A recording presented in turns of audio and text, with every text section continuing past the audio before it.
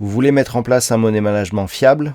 Vous voulez connaître des stratégies de trading simples mais efficaces? Alors achetez mon dernier livre Maîtriser la bourse, un livre indispensable pour réussir en bourse.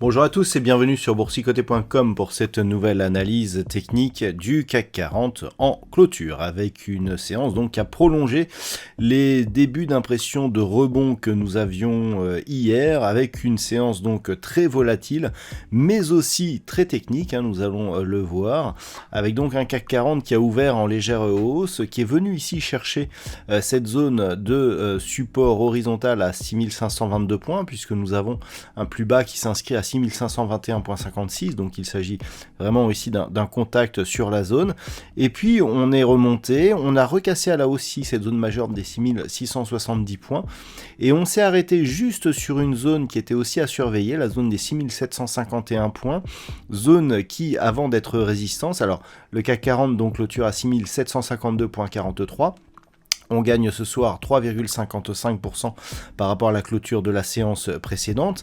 Et surtout, ce qui est intéressant, c'est que cette zone là où l'on clôture, eh bien, c'est que c'était précédemment une zone de support que l'on surveillait déjà. Donc là, après l'avoir surveillée ici en tant que support, eh bien, on va la surveiller en tant que résistance. Du point de vue des indicateurs techniques, eh bien, nous avons une configuration qui sent bon le rebond. Alors, rebond qui est pour l'instant technique, je vais y revenir. Signal ici de retournement du MACD, donc des histogrammes du MACD, assorti ici d'une sortie de cette zone de survente concernant le RSI et des volumes toujours supérieurs à la moyenne. Donc là, on a plutôt un empilement de bonnes nouvelles et de bons signaux techniques, puisque avec ces volumes justement supérieurs à la moyenne, eh bien, on a l'impression d'avoir une très belle conviction haussière. Alors ce rebond en séance est lié au fait que les sanctions économiques envers la Russie ne devraient pas avoir un impact pour le moment trop important sur l'économie mondiale, et surtout par le fait que selon certaines rumeurs, eh bien, Vladimir Poutine serait déjà prêt à discuter avec le gouvernement ukrainien, ce qui pourrait apaiser, voire même mettre fin, selon certains, à ces tensions géopolitiques qui subsistent donc actuellement. Donc c'est à surveiller la semaine prochaine.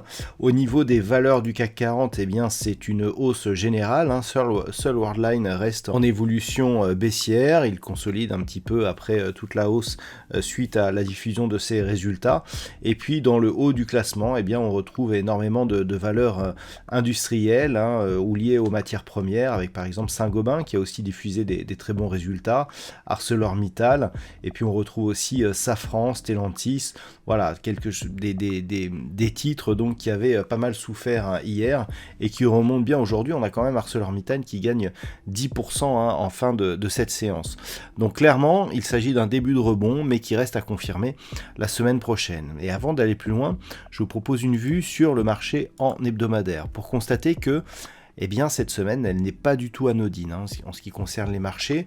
Je vous en parlais encore la semaine dernière, ça faisait maintenant quelques années que nous n'avions plus eu de contact avec la bande de Bollinger inférieure. Il s'agissait ici de cette zone de contact à la fin de l'année 2020. On a depuis passé toute l'année 2021 au-dessus de la moyenne mobile 20 exponentielle, sans aucun contact ici sur cette bande de Bollinger inférieure, eh bien c'est désormais chose faite. Qui plus est, on clôture sous la moyenne mobile 20 exponentielle, donc clairement, eh bien, on a un début de signal baissier sur la tendance moyen terme. Et lorsque l'on regarde bien, on se rend compte que cette zone ici, des 6422 points, sur laquelle on est venu s'appuyer ici avant de rebondir, vu l'amplitude, on ne sera pas ici aux quelques points, on est vraiment dans l'épaisseur du trait. Et bien cette zone, elle avait déjà été testée à de multiples reprises, ici et ici, et on voit que d'un point de vue moyen terme, si on passe ici, et donc ici c'était une résistance majeure, ici on casse, depuis cette cassure on a une vague, deux vagues, et puis ici 3 vagues. Si on casse ici cette zone, eh bien on pourrait fortement accélérer et d'un point de vue moyen terme, ce serait un signal relativement fort avec une amplitude forte elle aussi, puisque pour mesurer l'amplitude liée à une cassure de cette zone de support, 6422 points, eh bien il faut reprendre ici la mesure que nous avions sur ce niveau. On a environ 900 points. Si ces 900 points, on les reporte ici, eh bien on serait aux alentours des 5500 points. 5500 points, ça nous donne pas mal. Alors il faudrait en enlever un petit peu, puisqu'il faut rester en échelle semi-logarithmique pour en fait garder la parité des pourcentages.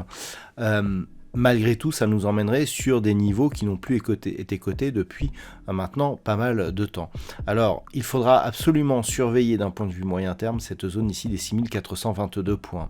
Du point de vue des indicateurs techniques, eh bien, on est toujours dans une dynamique baissière. On le voit ici au niveau des histogrammes du MACD.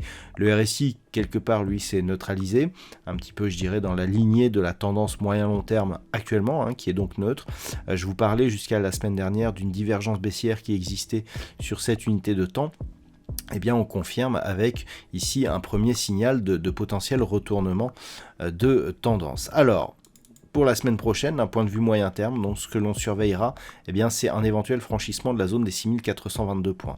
Tant que l'on est au-dessus de cette zone, d'un point de vue moyen-long terme, ça reste neutre. Il faudrait soit passer ici sous cette zone des 6422 points pour passer en tendance baissière, soit repasser au-dessus ici de cette zone des 7300 points pour repasser en tendance haussière. Entre les deux, c'est totalement neutralisé.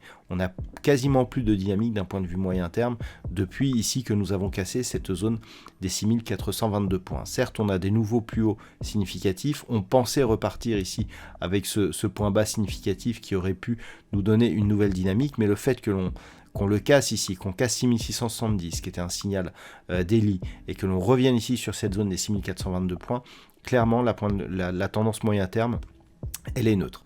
Si on repasse au-delà des 6895 points, on restera sur un biais neutre, mais avec une probabilité un peu plus forte de repartir à la hausse. Mais tant que l'on est donc au-dessus des 6422, mais sous les 6895 points, on reste dans une neutralité, avec donc des cours qui, après le contact ici sur la bande de Bollinger, évolueront sous la moyenne mobile 20 exponentielle, puisque la semaine prochaine, dans cette unité de temps, elle évoluera approximativement autour des 6895 points.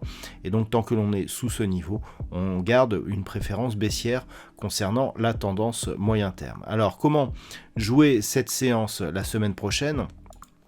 On a des niveaux qui sont très intéressants. Le niveau donc qui sera très intéressant à surveiller dès l'ouverture, c'est cette zone des 6751 points.